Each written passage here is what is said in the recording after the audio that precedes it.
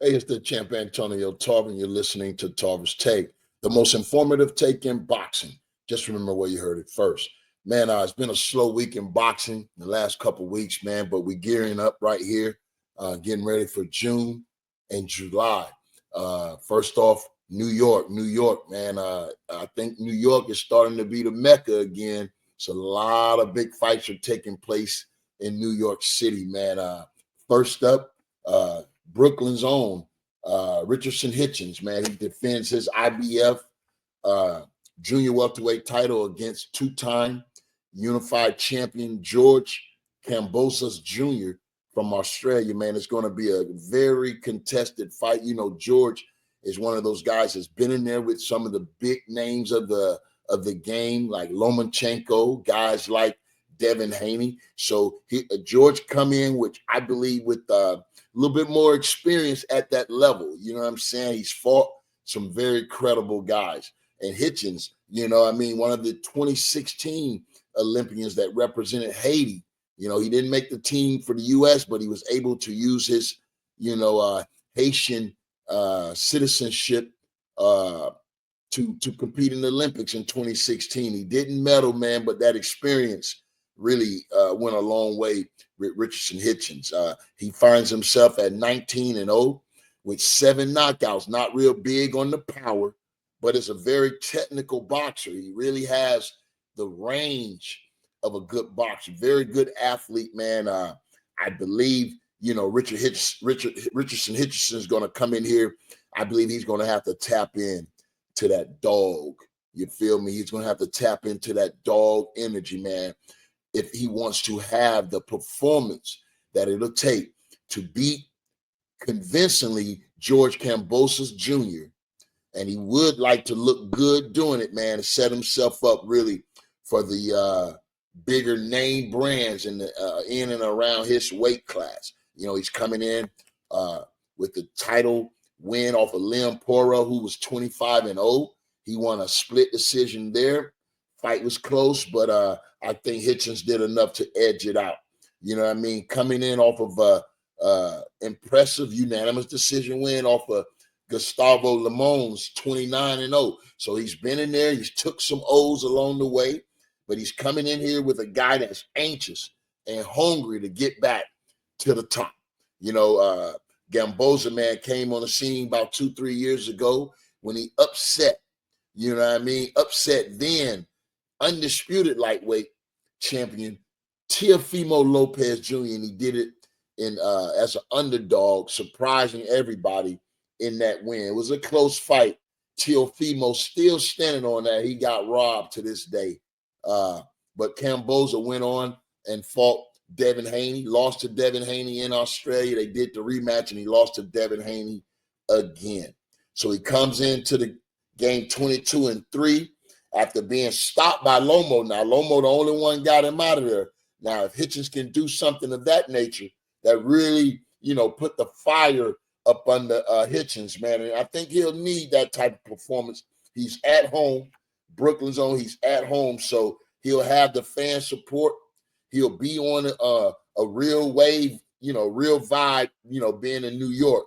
So 31-year-old is Kamboza, man, looking, like I said, to get back into the thick of things. He got that rematch possibly, with Teofimo Lopez. I believe Teofimo is in another stratosphere right now, but that's always, a fight that I think can get the crowd and get the public behind him. I believe Hitchins is going to have to box, man. He's a pure boxer, but, distance, I believe, is going to be his key because he want to have that distance where he can close and be close enough to punch and be far enough not to be hit. So that's where Richard Hitchison is going to have to, I think, pitch camp behind a long-ranging jab, 27-year-old, undefeated fighter coming in, man. He looks like the goods. He just probably want to add a little bit of more power or leverage to his game.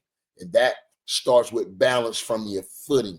You know what I mean? You got to be able to dig into that mat, man, and come up with that power, turning those knuckles down. If he can get a couple good, clean shots in on Gamboza, maybe he can hurt the smaller guy. He does have a reach, height advantage. You know what I mean? I think Hitchins going to have to be patient in this fight. And we know Kambosos have that energy. You know what I mean? He's a, compact guy that throws combination punches. So, I think Hitchins going to have to be in tip-top shape if he's going to want to remain champion, man, and beat a real hungry, hungry two-time champion. So, that fight is going to be interesting.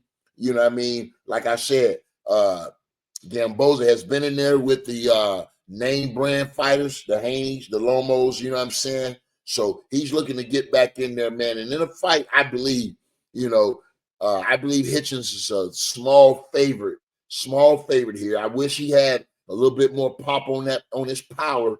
Maybe that's something he can develop along the way. But I think this is going to be a competitive, heated fight. I got Hitchins winning the decision, and maybe he have to figure out, some competitive round, ebb and flow type of work. But I'm looking to see, can Hitchins press that gas? You feel me? Press that gas on Kambosos and get him out of there, man. That would be a real statement for the young fighter to really boost his, notoriety as he looks to, fight with bigger names and bigger champions. So there you have it, man. I think that's going to be an interesting fight. I'm not sure of what, I believe it's on DAZN again. I'm not sure. I think DAZN now is the network for boxing, man. I mean, they're covering all the major fights. They're doing business, with Eddie Hearn, Turkey Al-Sheikh, PBC. They're active, man. So DAZN is really in a league of their own right now. And so we're going to have it's going to be about a month and a half of big fights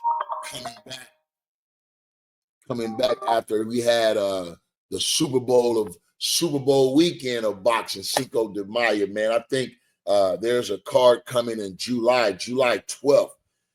That's going to be fights all over the world. You know what I'm saying? All on the same day, man. You know what I mean? Some really, really big names. You got Shakur Stevenson, William Zepeda. You know what I mean? Those guys are going to be battling. Then, you know what I'm saying? You got the big heavyweight undisputed fight that'll be taking place. You know what I mean? I'm sorry, that's July 19th. That's July 19th and July 12th. So July is going to be a big, big month of boxing. Shakur Stevenson, William Zepeda on that same card, man. Edgar Berlanga and Hamzah Sheerez, man. They're coming all the way from the UK. You know what I'm saying? And New York, once again, is headlining some of the biggest cards. You know what I'm saying? We was just up there in Times Square, and we right back with Hitchins and Kambosos. And July 12th, another big doubleheader. Two main events on the same card, man. You got Shakur Stevenson defending his WBC lightweight championship against lone interim champion, WBC interim champion, undefeated William Zepeda, man, at 33-0 with 27 knockouts. Here's a guy that's coming with the smoke, and he's bringing the bang with it. You feel me? This guy can punch. He's battle-tested. Been in there with some guys like Tevin Former. He had two real exciting fights against Tevin Former. We know Tevin Former is one of those guys, man, that's going to bring it every time. You know what I mean? And Tevin Former gave a lot in that fight. He took as good as he gave, but it wasn't enough. Zepeda, the interim champion, was able to hold on down the stretch, you know what I mean, and hold off, stand off a real committed Tevin Former. So he moves on now to Shakur Stevenson, who Shakur Stevenson just traveled to Saudi Arabia and beat Pedley over there. Last minute replacement. We remember that fight where, Shakur Stevenson took care of his business. He did what he was supposed to do. You know what I mean? He didn't get hit with nothing crazy. He kept the guy at bay. He really used his experience over a guy that was coming in last minute. Gutsy guy. Pedley was gutsy, but, I think it was a class different in both of these fighters. But Shakur Stevenson, man, looking to, smash the pound for pound, division. He wants to be considered one of the best fighters in the game today, which I agree with him with his ability and his talent. You know, you can't argue that. 27 years old, southpaw, man. Both of these guys are southpaw, so they're going to be looking right down the barrel with that left hand. You feel me? They ain't going to be the orthodox southpaw, strategy that you normally would have. So, it won't be no footwork problems here. They're going to be lined up with each other. So that left hand, both of these guys' left hands should be active. Shakur Stevenson still on the hunt for Gervonta Davis. And I think with an impressive win over William Zepeda, proven 33-0 with 27 knockouts, there ain't nothing else to be said. You know what I mean? But this is the fight that, can really make Shakur Stevenson really solidify his name and brand in the game of boxing. But it's going to take an impressive performance. You know what I mean? We know Shakur can box. We know he got one of the best defenses in the game. But it's the offense that everyone has been waiting on and anticipating. Will he ever be able to make them miss and make them pay like he's supposed to? You know what I'm saying? And that's what we're looking to see come July 12th. Can Shakur Stevenson remain the WBC lightweight champion over a tough William Zepeda who's coming to win because that's all he know how to do. He don't know how to lose. And those 27 knockouts really concern me when it comes down to power, in this fight. I think you have to give William Zepeda the edge. You know what I mean? The skill set defense will be Shakur Stevenson, calling card in this fight. You know what I'm saying? He was scheduled to fight Floyd Schofield Jr. We know how that catastrophe went over there in Saudi Arabia, and it was a lot to handle, to compartmentalize. But Shakur Stevenson was able to do it with all of the distractions going on, and that shows you his temperament. You know what I mean? It really shows you his temperament in the game of boxing. You know what I mean? But we want to see the entertainment factor from Shakur Stevenson, and that's what the boxing world has been waiting for, the entertainment factor. You know what I mean? And he can do that by being the best Shakur Stevenson he can be. A lot of people are getting this running with boxing confused and mixed up. You understand me? A lot of times when you boxing, that ain't running. Boxing is when you just outside far enough not to get hit, but you just inside close enough to get your punches off.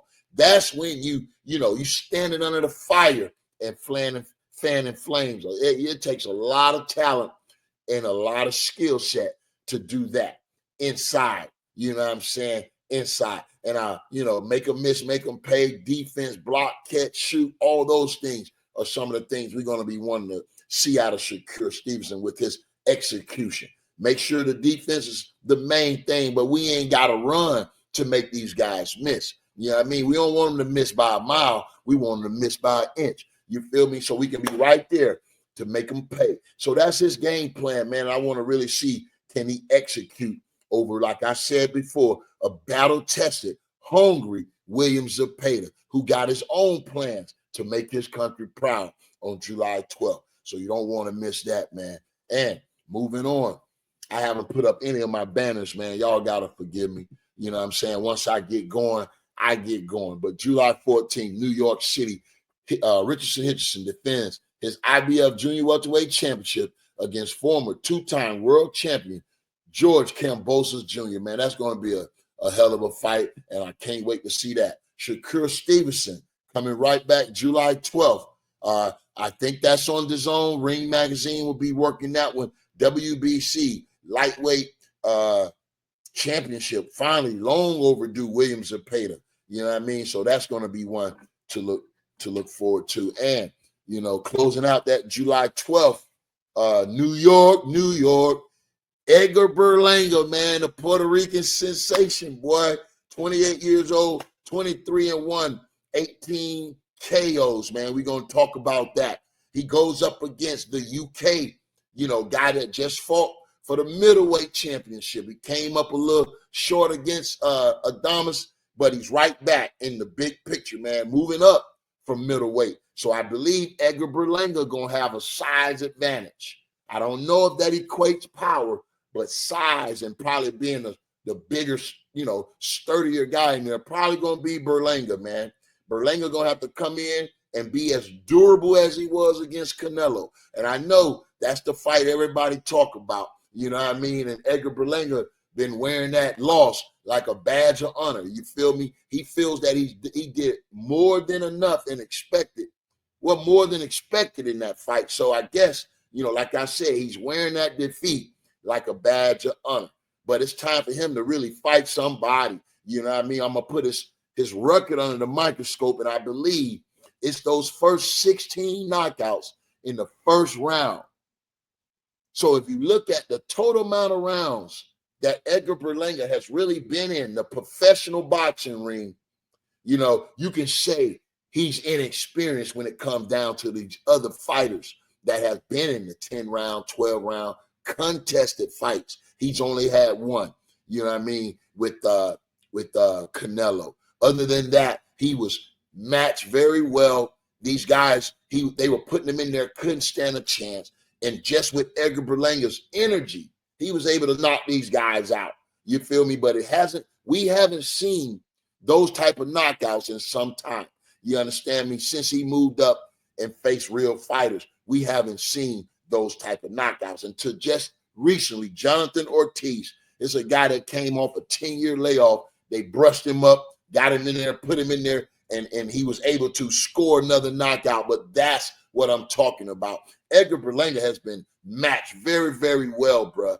Matched very, very well. And due to his associations with some of the more popular Puerto Rican guys out there in the game, like Joey Crack, Fat Joe, they've had a real great marketing plan. And so he's right here, right now. But this is the time.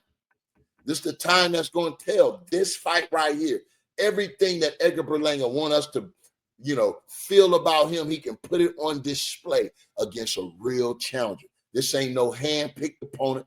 This ain't no brushed up, you feel me, tomato can. This is a real solid opponent who's never lost. He did have a draw against Adamas, the middleweight champion, and he's 21-0 with one draw. So he's coming in, you know what I mean, kind of, I don't know where his energy going to be after being, having that draw in a fight that I think all he had to do was press the gas a little bit in some of those rounds. You know what I mean? You have to know as a seasoned pro where you at in a fight. And if you think it's close, bro, you're going to have to separate.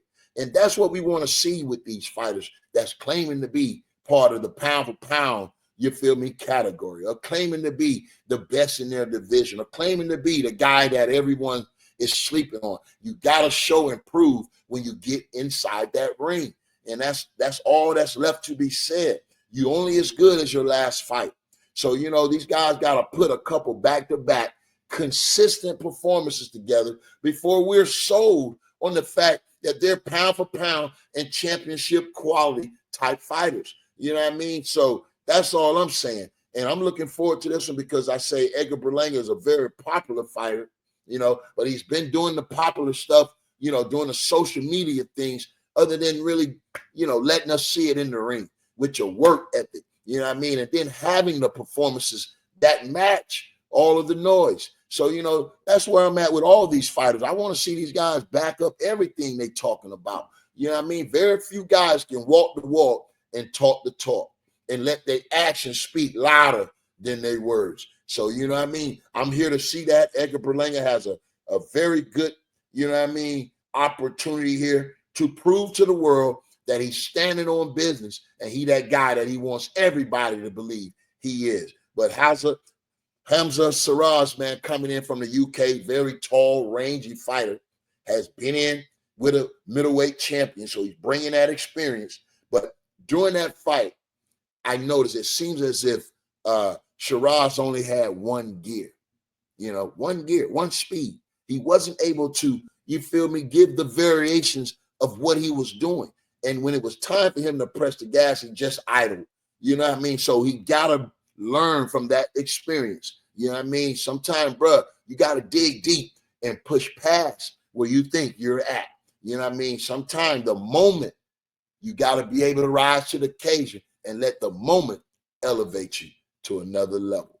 So there you have it, man. You've been listening to Tarver's Take, the most informative take in boxing.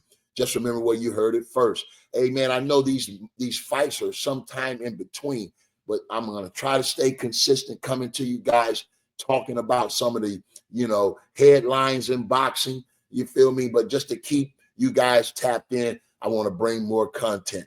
So don't remember to like, share, comment, and subscribe to my YouTube channel, Tarver's Take, man. And tell a friend and tell a friend. I want to get those subs up to about 20,000.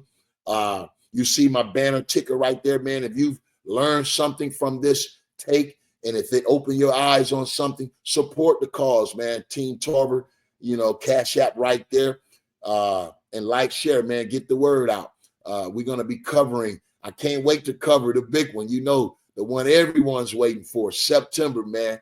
Canelo Alvarez versus Bud County. Bud Crawford, man. Terrence Bud Crawford, two of the best fighters in the game over the last 5-10 years, 5 years for sure. Canelo maybe 8, maybe going on 10.